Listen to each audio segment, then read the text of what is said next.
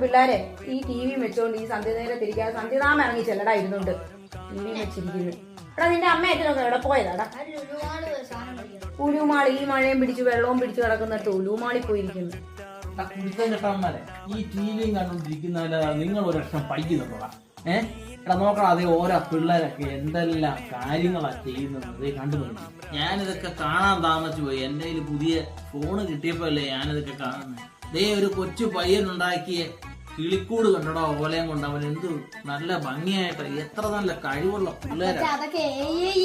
നീയൊക്കെ അയ്യെന്ന് വെച്ചോടാ, നീയൊക്കെ അയ്യെന്ന് വെക്കിയത് കണ്ടേച്ചു കണ്ടോടി.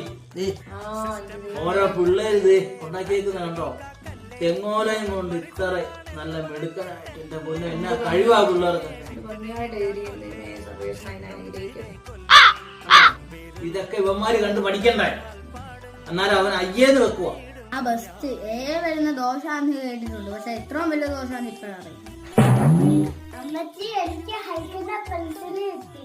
ഇതോ എന്റെ പൊന്നുമാൻ എന്തിനാണ് വേറെ വല്ലോണം പെൻസിലൊക്കെ മേടിച്ചോണ്ട് വരുന്നത്? തിരിച്ചു കൊണ്ട് കൊടുത്തോണം. പൊന്നിന് ഇവിടെ ഇല്ലേ? അച്ഛന്റെ ഉടുമാലി പോയിട്ട് വരുമ്പോ കൊണ്ടുവരും.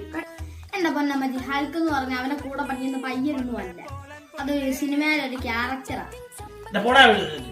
കഴിവുള്ള പിള്ളേരെ കാണിക്കുമ്പോ അവൻ അയ്യേ എന്ത് പറഞ്ഞാലും തർക്കൂത്തരം. അടി എന്നിട്ട് പിള്ളേരെ അവനോടൊന്നും പറയണ്ടെന്നേ, ഒന്നും പറഞ്ഞ അനുസരണ ഇല്ലാത്ത